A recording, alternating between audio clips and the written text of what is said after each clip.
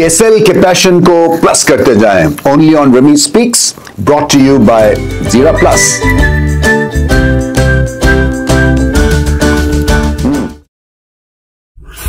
Final तो सनसनीखेज था ही था, मगर जो एक बहुत बड़ी चीज हुई आज के फाइनल में वो ये कि कराची जो है वो घरों से बाहर निकला और जबरदस्त तरह से ये फाइनल देखने आए। जितने लोग अंदर थे और हाउसफुल था, उतने ही लोग बाहर थे, सड़कों पे थे और एक माहौल बन गया। और फिर ये डिजर्व करता है फाइनल इतने ज्यादा क्राउड के सामने खेलने के हिसाब से, क्योंकि बहुत बड़ा फाइनल था, क्योंकि आपकी हर चीज टेस्ट हुई। आपका टेम्परामेंट, आपकी गेम को समझने की अहलियत, आपने किस तरह से चेंजेस करनी है, उसका इंपैक्ट क्या होता है। और फिर दो बेहतरीन टीम्स फाइनल में आई थी और कोई भी ये मुकाबला जीत सकता था। आखिर में तो बात ऐसी चली गई थी, क्योंकि लास्ट बॉल पे जब बात चली जाए तो फिर कुछ भी हो सकता था। मगर एक टीम ने हिम्मत नहीं हारी, टेम्परामेंटली स्ट्रांग दिखे। रन चेस फाइनल में बड़ा मुश्किल काम होता है।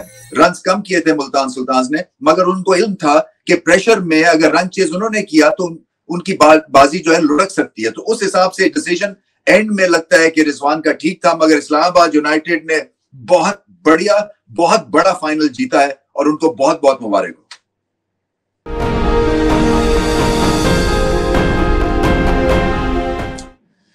Plus moment of the match Imad Wasim. देखें, नए बॉल पे शानदार कारकर्दगी।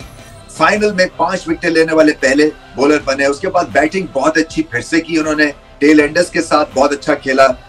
काम रहते हैं, सिचुएशन को अच्छा रीड करते हैं। कमाल की वो ऑलराउंड एबिलिटी दिखा रहे हैं, इसलिए कि बार बार इस तरह की क्रंच मोमेंट्स के ऊपर परफॉर्मेंसेस देना।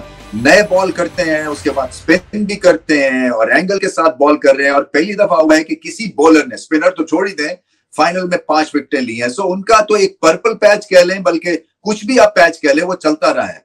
और ऑन द बाउंस इतनी बड़ी बड़ी परफॉर्मेंसेस, और इस्लामाबाद यूनाइटेड को दाद देनी पड़ेगी, क्योंकि एलिमिनेटर से निकले, फिर एलिमिनेटर खेला और फिर फाइनल खेला। और जो पीक इन्होंने रीच की हुई थी, उस पीक से नीचे नहीं हटे, और उसमें बहुत बड़ा किरदार इमाद वसीम की ऑलराउंड एबिलिटीज का है। तो इन्होंने कैप ऑफ किया है एक ग्रेट अपना पीएसएल का सीजन। इनको बहुत मुबारक हो। मैं समझता हूं कि आगे चल के इनका इस्तेमाल पाकिस्तान क्रिकेट को करना चाहिए, क्योंकि वर्ल्ड कप में आपका एक्सपीरियंस भी चलता है और वहां पे जैसी पिचेस होने वाली हैं वो इमाद वसीम को एंड सूट करेंगी, क्योंकि नई पिचेस हैं।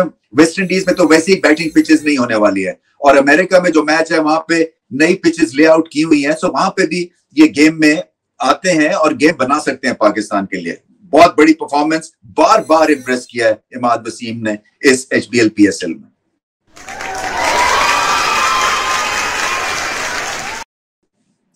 स्ट्रॉन्ग ब्लेंड ऑफ लिप्टन, क्योंकि चाय चाहिए और स्ट्रॉन्ग चाहिए। देखिए, strong performance of the match के कई कैंडिडेट्स हैं। गप्टिल ने 50 रन किए, बहुत ही आला उन्होंने हिटिंग की, और उसामा मीर जो एक खतरा बने हुए थे उनको इफेक्ट उन्होंने नलीफाई किया, क्योंकि एक ओवर में ही उन्होंने बहुत छक्के लगा के प्रेशर वापस मुल्तान सुल्तान्स पे डाल दिया। इसी तरह से आजम खान बहुत अच्छा खेले और क्रिटिकल इनिंग्स खेले वो भी। मगर मेरे हिसाब से जो स्ट्रॉन्ग परफॉर्मेंस थी वो शादाब खान की थी, क्योंकि कई लेवल्स के ऊपर आज उनका टेस्ट हुआ।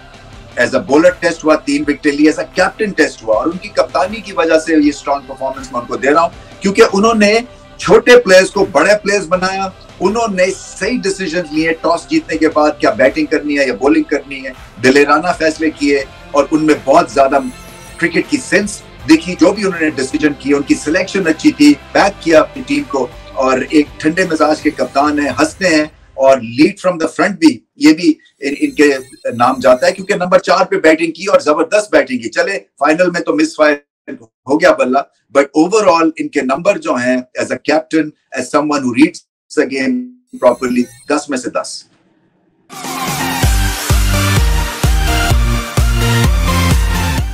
गिगली turning point of the match, Usama Mir का उस तरह से ना चलना। देखिए, ये फाइनल था, उसामा मीर सबसे ज्यादा विकेट लेने वाले बॉलर थे, एक तरह से हवा बने हुए थे, एक साइकोलॉजिकल उनको एडवांटेज था।